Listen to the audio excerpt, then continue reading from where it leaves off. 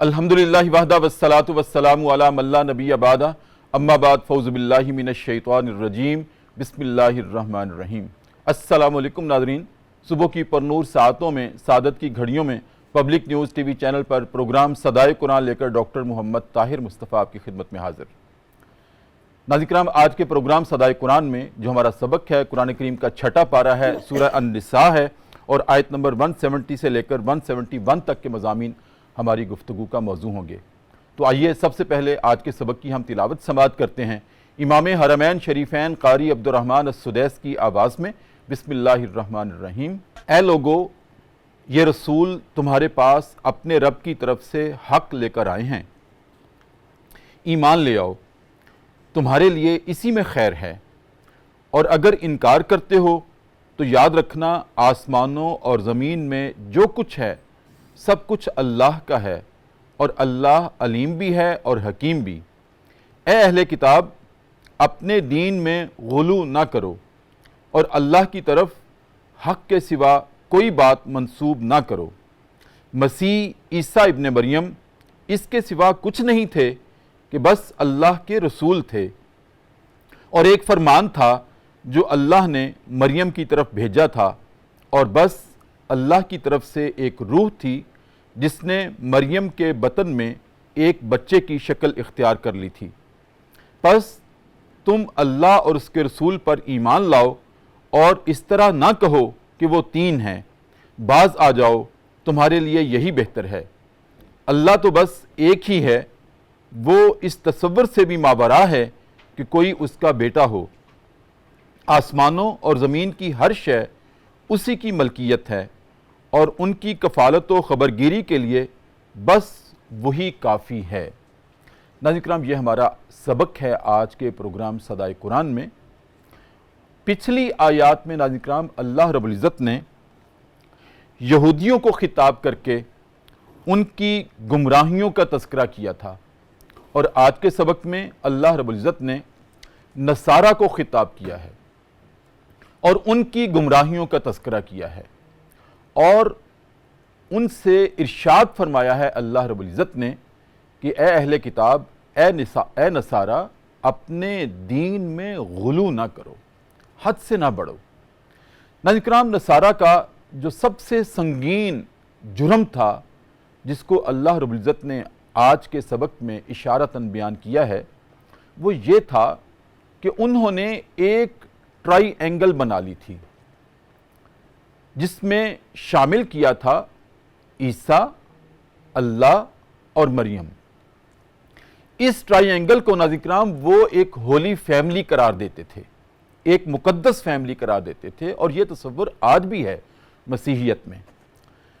اب اس try angle میں نعوذ باللہ عیسیٰ کو اللہ کا بیٹا قرار دیتے تھے، اللہ کو باپ قرار دیتے تھے، اور مریم کو نعوذ باللہ، ناظرین کرام آپ خود سمجھ جائیں، میری زبان گوارا نہیں کرتی کہ میں وہ الفاظ بھی کہوں کہ کس رشتے میں وہ پروتے تھے۔ ناظرین کرام، اس کا اللہ رب العزت نے آج کے سبق میں رد کیا ہے کہ اے نصارہ، تم کچھ تو خوف کرو، اللہ ان تصورات سے پاک ہے جو تم تصورات بناتے ہو۔ اللہ کی کوئی فیملی نہیں ہے، وہ لم یلد ولم یولد ہے، نہ کوئی اس کی اولاد ہے نہ وہ کسی کی اولاد ہے۔ لہٰذا یہ تصور ماورائے سوچ ہے کہ اللہ کسی کا باپ ہے یا کوئی اس کا بیٹا ہے۔ ہاں، عیسیٰ ابن مریم وہ اللہ کے رسول تھے۔ ناظرین کرام، اس تصور کو اللہ رب العزت نے قرآن کریم میں جا بجا واضح فرمایا ہے، اور آج کے سبق کا بھی یہی عنوان ہے۔ اللہ رب العزت نے ناظرین کرام اپنی توحید کو جہاں بھی قرآن کریم میں بیان کیا ہے، باشگاف الفاظ میں بیان کیا ہے کہ اللہ اولاد کے تصور سے پاک ہے، ماں باپ کے تصور سے پاک ہے، رشتہ داروں کے تصور سے پاک ہے۔ جو سورہ الاخلاص ہے ناظرین کرام، میں کئی مرتبہ عرض کر چکا ہوں کہ اس کا جو پہلا ہی جملہ ہے، جو پہلی ہی آیت ہے، وہ بالکل توحید کے تصور کو نکھار کے سامنے کر دیتی ہے۔ وہ کیا ہے؟ بسم اللہ الرحمن الرحیم۔ قل هو اللہ احد، اے ہمارے حبیب یہ آپ سے پوچھتے ہیں کہ اللہ کا باپ کون ہے، اللہ کی اولاد کون ہے، ان سے کہہ دیجئے کہ اللہ احد ہے۔ ناظرین کرام میں عرض کیا کرتا ہوں یہاں بہت باریک نکتہ ہے کہ اللہ رب العزت نے یہاں پر واحد کا لفظ استعمال نہیں کیا، حالانکہ اس کے معنی بھی ایک کے ہی ہیں، احد کے معنی بھی ایک ہیں اور واحد کے معنی بھی ایک ہیں، لیکن فرق کیا ہے؟ شرک کی نفی کہاں ہوتی ہے اور توحید کا پرچم کہاں بلند ہوتا ہے؟ ناظرین کرام وہ یہاں بلند ہوتا ہے کہ واحد اس ایک چیز کو کہتے ہیں جو قابل تقسیم ہو، اور احد اس ایک ذات کو کہتے ہیں جو تقسیم کے تصور سے بھی پاک ہو، اور وہ صرف اللہ کی ذات ہے۔ جیسے میں عرض کیا کرتا ہوں، میرے سامنے یہ کارڈ ہے، میں اس کو درمیان میں سے اس کے 2 حصے کر سکتا ہوں، یہ واحد ہے کارڈ میرے ہاتھ میں، اس کے 2 حصے ہو سکتے ہیں، احد کے 2 حصے نہیں ہو سکتے۔ احد رشتوں میں تقسیم نہیں ہو سکتا، احد کی اولاد نہیں ہوا کرتی، احد کے ماں باپ نہیں ہوا کرتے، اور وہ صرف اللہ کی ذات ہے۔ ناظرین کرام اس کے علاوہ آج کے سبق میں اللہ رب العزت نے یہ بھی ارشاد فرمایا ہے کہ تم عیسیٰ کو محض اس لیے خدا کا بیٹا تصور کرتے ہو کہ وہ بغیر باپ کے پیدا ہوئے ہیں۔ ناظرین کرام یہ تو حضرت عیسیٰ کا پیغمبرانہ معجزہ ہے اور اللہ کی قدرت کا کرشمہ ہے، یہی تو اس کی توحید ہے، یہی تو اس کی قدرت کاملہ ہے۔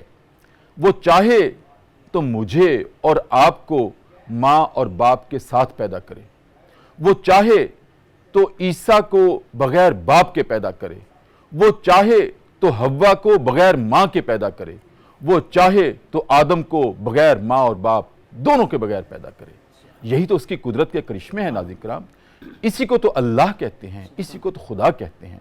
تو ناظرین کرام آج کے سبق سے ہمارے فکر و عمل کی تطہیر کے کیا زاویے ہیں، ان پر ہم گفتگو کرنے لگے ہیں، اور گفتگو فرمانے کے لیے ناظرین کرام میری دائیں جانب جو شخصیت تشریف فرما ہیں، آپ کے جانے پہچانے ہیں، پروگرام صدائے قرآن کے ماتھے کا جھومر ہیں، جناب ڈاکٹر مفتی امداد محمود فرید، ماشاءاللہ پی ایچ ڈی ڈاکٹر ہیں، عالم دین ہیں، حافظ القرآن ہیں، قاری القرآن ہیں، محقق ہیں، مصنف ہیں، بہت سارے محاسن اور خوبیوں کے اور صفات کے مالک ہیں۔ پروگرام صدائے قرآن کی زینت ہیں۔ السلام علیکم ورحمۃ اللہ۔ وعلیکم السلام ورحمۃ اللہ وبرکاتہ۔ الحمدللہ۔ اور ناظرین کرام میری بائیں جانب بارگاہ رسالت مآب صلی اللہ علیہ وآلہ وسلم میں ماشاءاللہ ایک مقبول آواز، جن کی آواز کو اللہ رب العزت نے نبی کریم صلی اللہ علیہ وآلہ وسلم کی محبت عطا کی ہے، ایک رچاؤ نصیب کیا ہے، اس آواز میں سوز بھی ہے اور گداز بھی ہے۔ ناظرین کرام تشریف رکھتی ہیں جنابہ الماس امین۔ السلام علیکم ورحمۃ اللہ۔ وعلیکم السلام۔ کیسی ہیں آپ؟ ٹھیک ہیں؟ الحمدللہ۔ مجھ سے پروگرام کا مقدمہ میں نے آپ کے سامنے رکھا ہے کہ جیسے میں نے عرض کیا کہ پچھلی آیات میں اللہ رب العزت نے یہودیوں کو مخاطب کیا تھا اور ان کی گمراہیوں کی نشاندہی کی تھی، تفصیل سے بیان کیا تھا، اور آج نصارہ کو خطاب کیا ہے، اور ان کو خطاب کرتے ہوئے اللہ رب العزت نے آغاز میں ہی ارشاد فرمایا ہے کہ اے اہل کتاب، مراد نصارہ ہیں، کہ اپنے دین میں غلو نہ کرو، حد سے تجاوز نہ کرو۔ سوال یہ ہے کہ وہ کس کس طرح کا غلو کرتے تھے؟ ایک تو میں نے اشارتاً عرض کیا ہے اپنے مقدمے میں کہ وہ اللہ کو ایک فیملی قرار دیتے تھے، اور اس فیملی میں حضرت عیسیٰ کو شامل کرتے تھے بطور بیٹا، حضرت مریم کو شامل کرتے تھے حضرت عیسیٰ کی ماں کے طور پر، اور اللہ کو باپ کہتے تھے۔ ایک تو یہ بہت بڑا سنگین جرم بھی تھا اور غلو بھی تھا۔ اس کے علاوہ ان کے عقائد میں کیا کیا غلو تھے؟ ارشاد۔ بسم اللہ الرحمن الرحیم۔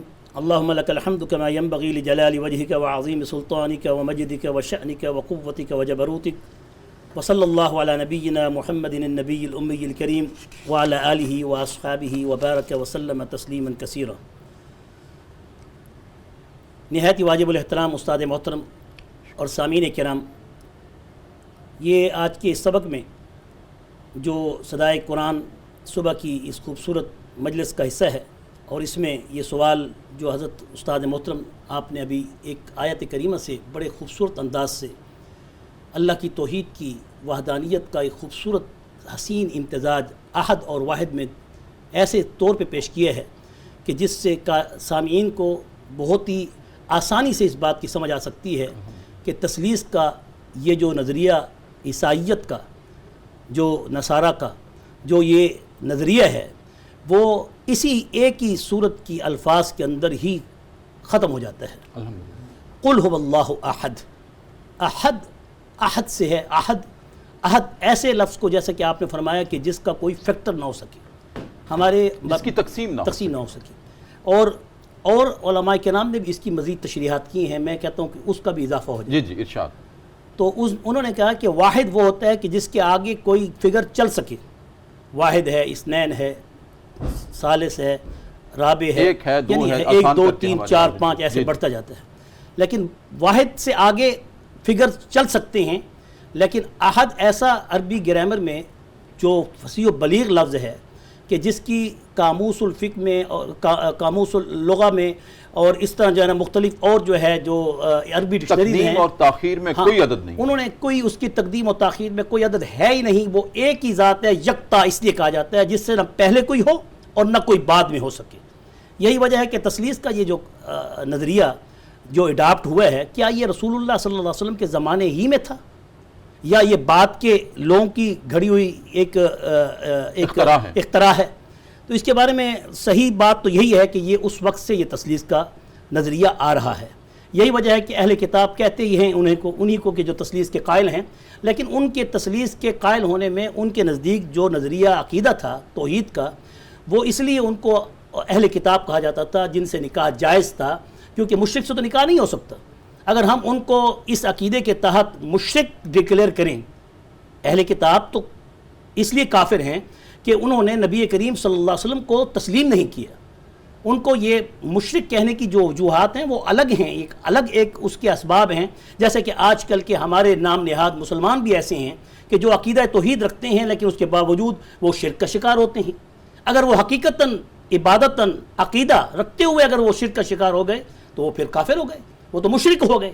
لیکن اگر ان کا تعظیمی یا ایسا کوئی بنایا ذہانی لفظی کلمات کے اندر ایک شک و شبہ پیدا ہو جاتا ہے تو اس پر علماء کرام نے گرفت کی ہے، ان کو توبہ کی تلقین کی ہے، انہیں منع کیا ہے کہ ایسا نہ کریں۔ ایسے ہی یہ بھی عقیدہ تثلیث کے اندر عقیدہ توحید میں وہ ماننے والے تھے اور کہتے تھے اللہ ایک ہے۔ یہی وجہ ہے کہ ان کا جو پول سینٹ جو ان کا ایک بہت بڑا پادری گزرا ہے عیسائیت میں اور مشہور سینٹ پال، اس نے بڑے واضح طور پہ اس بات کو اپنی تثلیث کے جو عقیدے میں جو گڑمڑ کی گئی ہے اس کو بڑے واضح طور پہ پیش کیا ہے کہ 3 is name of the 3 God but 1، یعنی اس کا پھر وہی بات آ گئی کہ یہ 3 نام ہیں لیکن ان ناموں میں واحد ذات اللہ کی ہے اور اس کے ساتھ کوئی شریک نہیں ہے۔ لیکن پھر اس کے بعد ان کے جو عقیدے میں جو تحریف ہوتی گئی اور پھر بڑھتے گئے یہاں تک کہ امام بغوی رحمۃ اللہ علیہ نے نصارہ کے 4 فرقے پیش کیے ہیں، عیسائیوں کے 4، کرسچنز کے 4 فرقے پیش کیے ہیں۔ ایک یعقوبیہ، ملکائیہ، نمبر 2 ملکائیہ، نمبر 3 نستوریہ اور نمبر 4 مرقوسیہ۔ جو یعقوبیہ تھے اور ملکائیہ تھے یہ وہ عیسائیوں کے فرقے ہیں کہ جنہوں نے عیسیٰ ہی کو اللہ ہی کہہ دیا ہے۔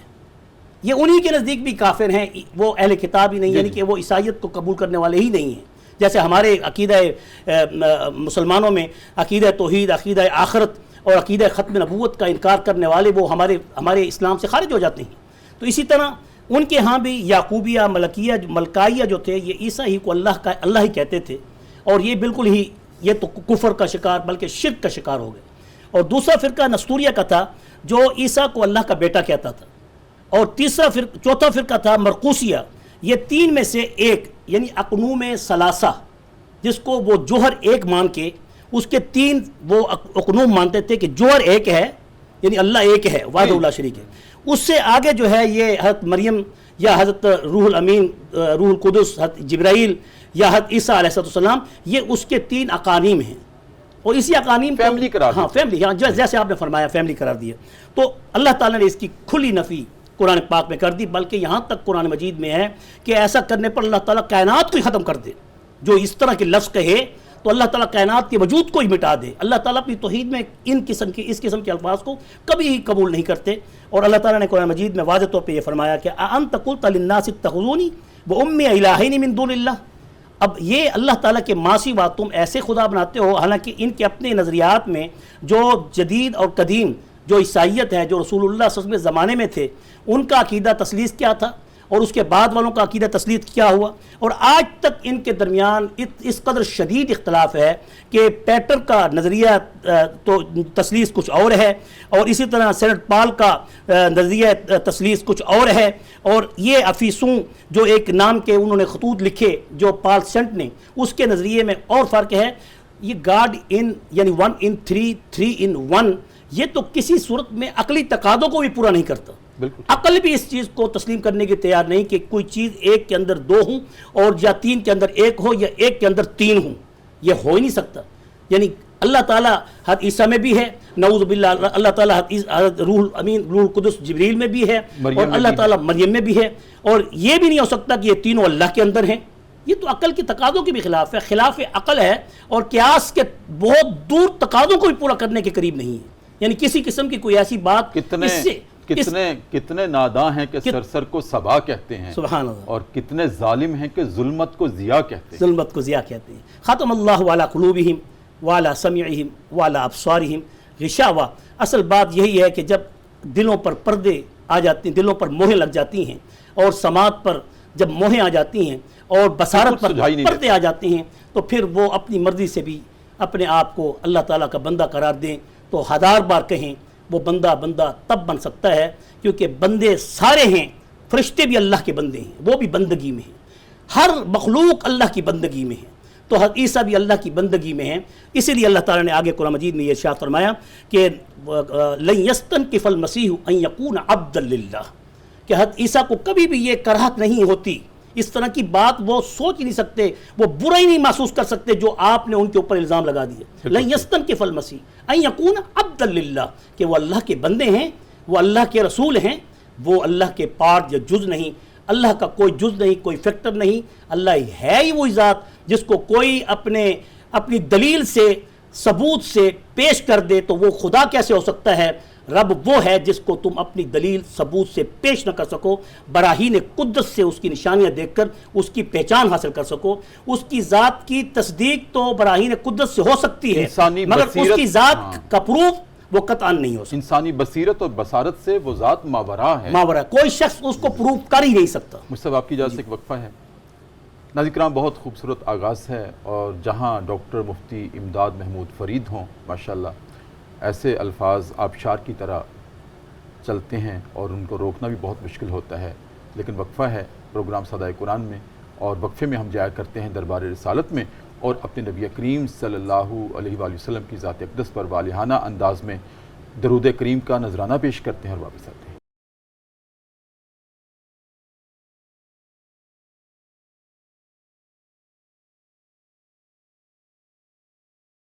وقفے کے بعد ناظرین کرام دوبارہ آپ کی خدمت میں حاضر ہیں۔ صبح کی پر نور سے آتے ہیں، پبلک نیوز ٹی وی چینل ہے، ہمارا پروگرام ہے صدائے قرآن، اور الحمدللہ رب العالمین۔ ناظرین کرام، یہ وہ پروگرام ہے جو کہ الحمد سے شروع ہوا تھا، اور اس کے بعد لفظاً سبکن ہمارا سفر پہنچا ہے، قرآن کریم کا 6واں پارہ ہے، اور سورہ النساء کی اختتامی آیات ہیں۔ ناظرین کرام، آج ہمارا سبق ہے سورہ النساء کی آیت نمبر 170 سے لے کر 171 تک کے مضامین۔ مفتی صاحب، آپ نے بہت خوبصورت آغاز کیا، عقیدہ توحید کو ماشاءاللہ خوب آپ نے خوبصورت انداز میں بیان کیا ہے، اور عقیدہ تثلیث کو آپ نے جس طرح سے رد کیا ہے اپنے دلائل کے ساتھ، ماشاءاللہ۔ ایک اور بات سمجھنے کی ہے آج کے ہمارے سبق میں، وہ سب اللہ رب العزت نے یہاں پر یہ بھی ارشاد فرمایا ہے، انما المسیح عیسیٰ، اللہ نے مسیح بھی کہا ہے عیسیٰ علیہ السلام کو، اور عیسیٰ بھی کہا ہے۔ یہ دو نام کیوں استعمال کیے ہیں؟ اور ایک اور بھی الجھن ہے کہ آج کے عیسائیت میں سے کسی فرد کو اگر ہم عیسائی کہتے ہیں وہ اس سے ناراض ہوتا ہے جی، اور کہتے ہیں ہمیں مسیح کہیں یا مسیحی کہیں۔ جی، عیسائی کیوں کہلوانا گوارا کیوں نہیں کرتا؟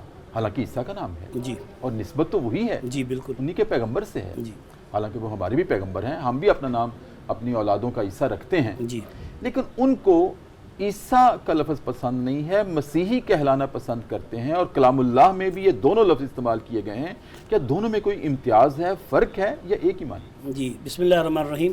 اصل میں یہ امتیاز اس میں تھوڑا سا اس لیے ہے کہ سیدنا عیسیٰ علیہ السلام کو اللہ تعالیٰ نے معجزات تو عطا کیے تھے جی جی کہ آپ علیہ السلام جب اس زمین پر چلتے بھی رہتے تھے تو چلنے کی وجہ سے ان کو ساحہ یسیح کی وجہ سے ساحہ یسیح فی الارض، کہ آپ زمین پہ چلتے رہتے تھے، آپ کا کوئی ایک پرماننٹ جگہ پر مکان نہیں تھا. یہ روایات صحیح ہیں حضرت عیسیٰ کی. حضرت عیسیٰ علیہ السلام کی. اور اللہ تعالیٰ نے ان کو ہر چیز جو ہاتھ میں دے رکھی تھی، تو ان کے لیے کس جگہ ایک جگہ ٹھکانا ہونا ان کے لیے کوئی بحث مجبوری نہیں تھا، ان کے لیے وہ محتاج بھی نہیں تھے. اللہ تعالیٰ نے ان کو تمام احتیاجات سے اللہ تعالیٰ نے ان کو ماورا کر دیا تھا، کیونکہ ان کے کلمے کی طاقت اللہ نے دی تھی. اس سے تو کلمۃ اللہ کہتے ہیں، اس سے تو ان کو روح اللہ کہتے ہیں، کہ اللہ تعالیٰ نے ان کے اللہ تعالیٰ جس کو اختیار دیں کہ ان کے کلمے کی طاقت اللہ تعالیٰ نے اپنے پاس رکھی ہے، لیکن اس کلمے کو جیسے حضرت عیسیٰ علیہ السلام کی والدہ حضرت مریم کی طرف بھیجا گیا، وَكَلِمَةُ اللَّهِ الْعُلْيَا وَأَلْقَاهَا، جیسے وہ آیت ہے قرآن مجید کی، جیسے کلمۃ انما اللہ المسیح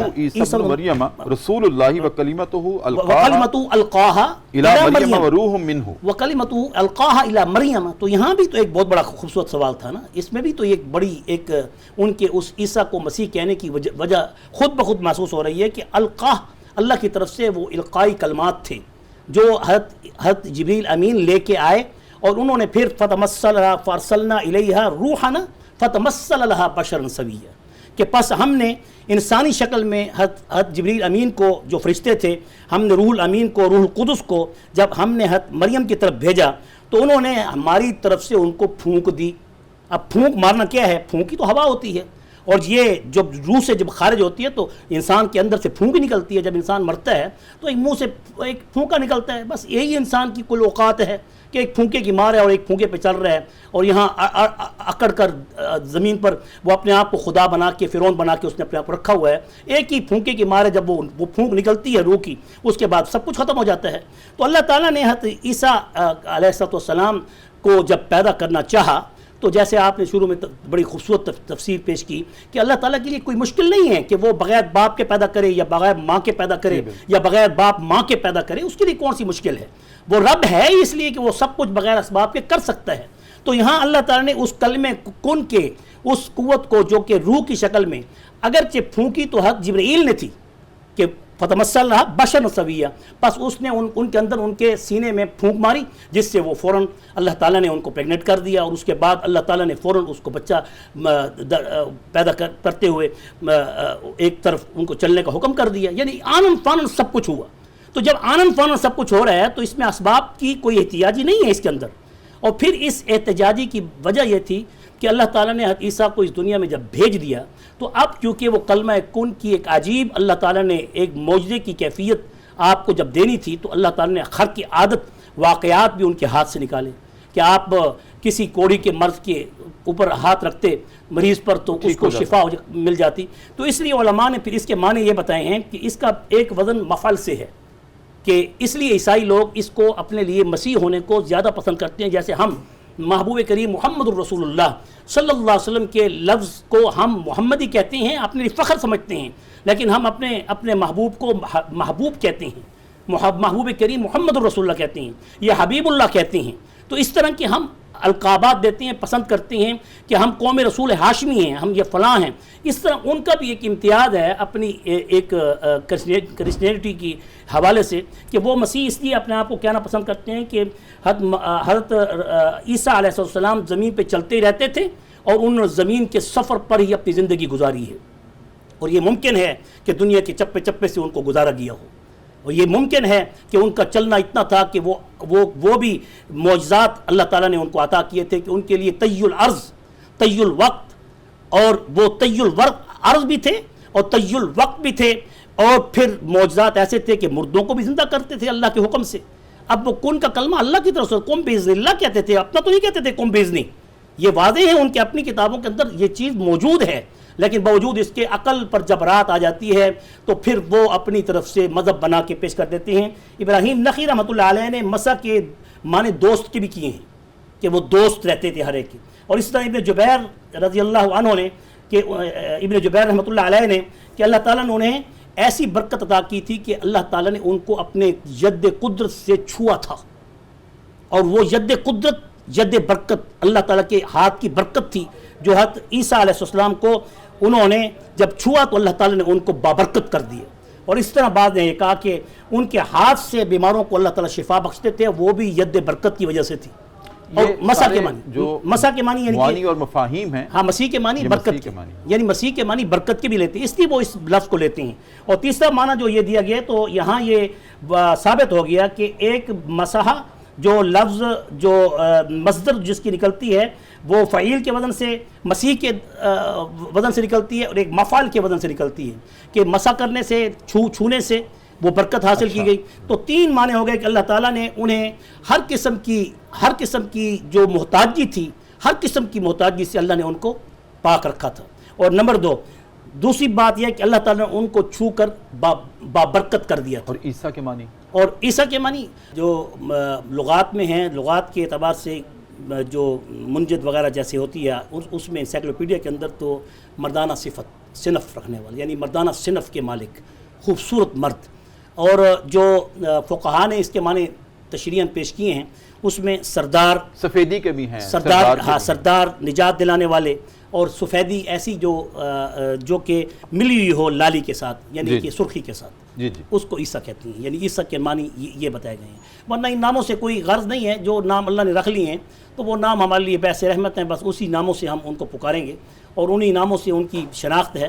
ورنہ تو بہت سے نام ایسے ہیں، دونوں ناموں سے پکارا ہے عیسیٰ علیہ السلام کو، تو اس طرح موسیٰ علیہ السلام کے معنی میں بھی، اور اس طرح نوح کے معنی میں بھی دیکھیں نوحہ کے معنی آتے ہیں، اور اسی طرح جو ہے لوط کے معنی میں بھی کچھ اور معنی بھی آ جاتے ہیں۔ تو اس لیے ان کے معنوں میں اگر ہم غور کریں گے تو لفظی معنوں پہ غور کرنے کی ضرورت نہیں ہے۔ جو نام رکھے جاتے ہیں وہ اس شخصیت کے ساتھ بس منسوب ہی ہو جاتے ہیں، وہ اس کی صفات کی مالک ہوتی ہیں، یعنی ان کے اندر جو صفات پائی جاتی ہیں وہی ان کا نام کی نشاندہی کرتے ہیں۔ جیسے معاویہ رضی اللہ عنہ کا نام ہے، سفیان کا نام ہے، یا ایسے عباس ہے، جانوروں کے نام ہے، حضرت عباس ہے، حضرت معاویہ ہے، حضرت جو سفیان ہے، تو ان کے ناموں میں تو اگر پڑھیں تو پھر معنی اور کچھ بھی نکل آئیں گے۔ تو اس لیے جو نام رکھے جاتے ہیں وہ شجاعت کے کنایتاً، یا اس کے معنی اسد جیسے شیر کے معنی میں آتا ہے، تو اب اس سے ابو ہریرہ تو اب جو نام رکھ لیے گئے ہیں تو ان ناموں میں ان کی صفات کو دیکھا جائے گا، ان کی لغوی معنی نہیں دیکھے جائیں گے، ان کے ذاتی ناموں کے معنی نہیں دیکھے جائیں گے، اس شخصیت کی صفات دیکھی جائیں گی، بس اسی سے اس کی پہچان ہوگی کہ یہ ان کا نام ہے۔ مصطفیٰ آپ کی اجازت سے ایک اور وقفہ ہے پروگرام میں۔ ناظرین کرام، بہت خوبصورت گفتگو ہے، وقفہ ہے دوبارہ پروگرام صدائے قرآن میں، اور ہم ایک مرتبہ پھر چلتے ہیں دربار رسالت میں اور اپنے نبی کریم صلی اللہ علیہ وسلم کی ذات اقدس پر والہانہ انداز میں درود کریم کا نذرانہ پیش کرتے ہیں اور واپس آتے ہیں۔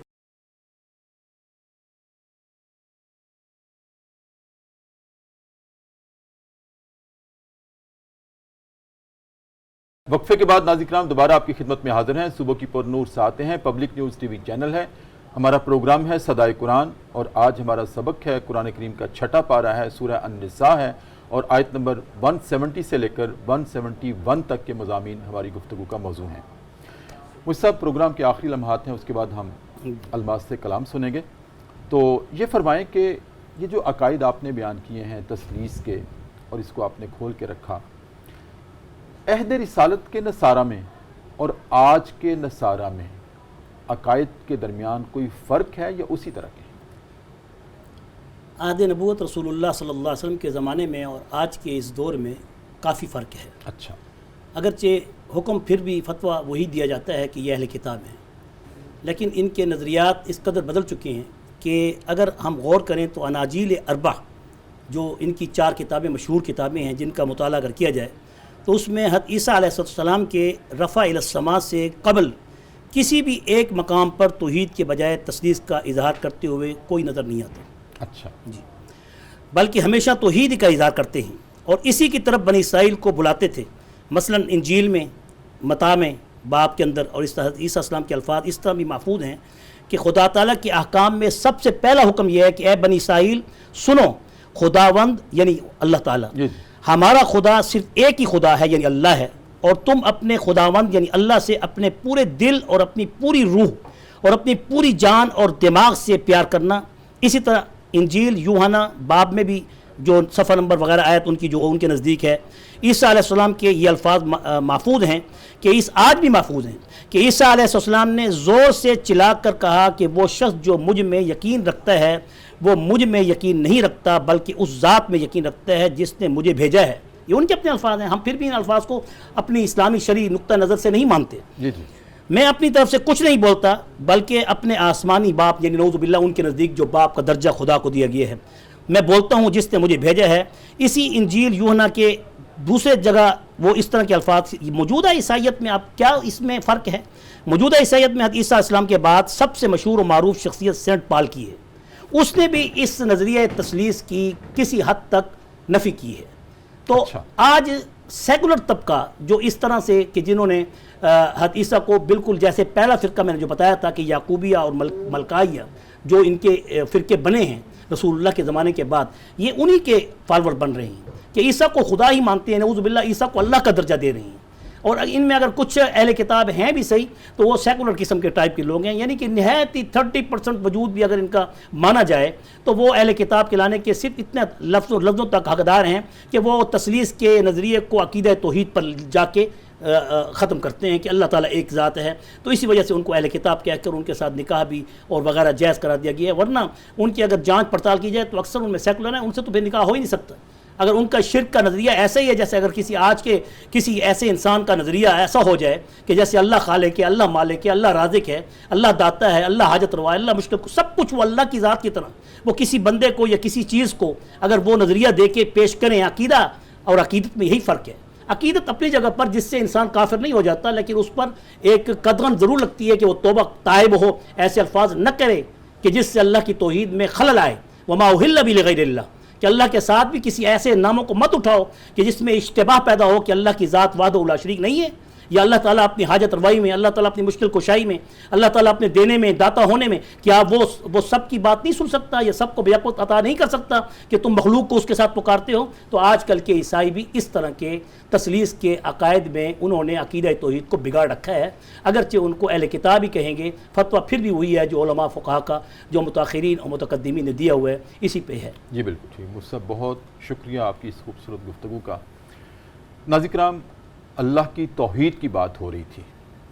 اللہ رب العزت اپنی توحید کے بارے میں اس قدر حساس ہے کہ جو الفاظ اللہ کی توحید کے معانی دیتے ہیں، جو اس کی توحید کو ریفلیکٹ کرتے ہیں، بجائے اس کے کہ یہود و نصارہ نے اللہ کے ساتھ کسی کو اولاد کہا، کسی کو رشتہ دار کہا، فرشتوں کو اللہ کی بیٹیاں کہا، یہ تو بہت دور کی بات ہے۔ اللہ رب العزت نے تو اپنی توحید میں ناظرین کرام ایک نقطے کی بھی شراکت برداشت نہیں کی۔ سبحان اللہ۔ آپ دیکھیے، واحد کے معنی ابھی ہم نے ذکر کیا تھا آغاز پروگرام میں، واحد کے معنی ایک ہیں، واحد میں کوئی نقطہ نہیں ہے۔ احد، وہ ذات جو تقسیم کے تصور سے پاک ہے، اس میں بھی نقطہ نہیں ہے۔ کلمہ لا الہ الا اللہ محمد رسول اللہ، اس میں بھی ایک بھی نقطہ نہیں ہے۔ ناظرین کرام دیکھیں، جب ہم یہ کہتے ہیں کہ ہم اللہ ہی کی عبادت کرتے ہیں، اب ہی کیا ہے؟ یہ اس کی توحید ہے۔ سبحان اللہ۔ ہی کے نیچے ایک نقطہ لگا دیں، صرف ایک نقطہ، وہ توحید کا تصور شرک میں بدل جاتا ہے۔ اللہ بھی نہیں، اللہ ہی، سبحان اللہ۔ یہ ہی اس کی توحید ہے۔ ہم اللہ کی بھی عبادت نہیں اللہ کرتے، وہ اس کی اللہ کی ہی عبادت کرتے ہیں۔ تو ناظرین کرام، ہی کے نیچے بھی کوئی نقطہ نہیں ہے، واحد کے ساتھ بھی کوئی نقطہ نہیں ہے، احد میں بھی نقطہ نہیں ہے، اور یہ سارے تصور اللہ کی توحید کے ہیں۔ ناظرین کرام، اسی کے ساتھ آج کا پروگرام صدائے قرآن اپنے اختتام کو پہنچتا ہے۔ اپنے میزبان ڈاکٹر محمد طاہر مصطفیٰ کو اجازت دیجیے، کل انشاءاللہ اگلے سبق کے ساتھ آپ کی خدمت میں حاضر ہوں گے۔ تب تک کے لیے اجازت، میری طرف سے اللہ حافظ۔ اور اب میں گزارش کرتا ہوں الماس امین سے کہ وہ اپنی گداز والی آواز کے ساتھ بارگاہ رسالت مآب صلی اللہ علیہ وآلہ وسلم میں کلام پیش کریں۔ مرحبا آج چلیں گے شہ ابرار۔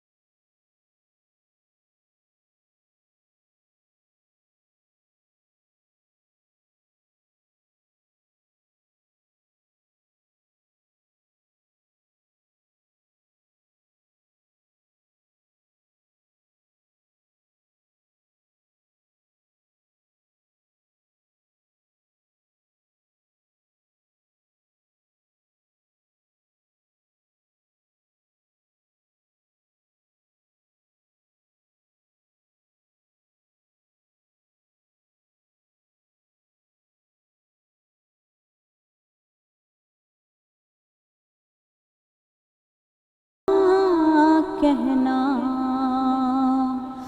خوب رو رو کے انہیں غم کا فسانہ کہنا، غمزدو آؤ چلے احمد مختار کے پاس،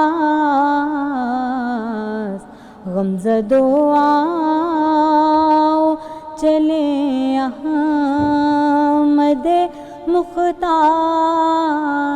کے پاس،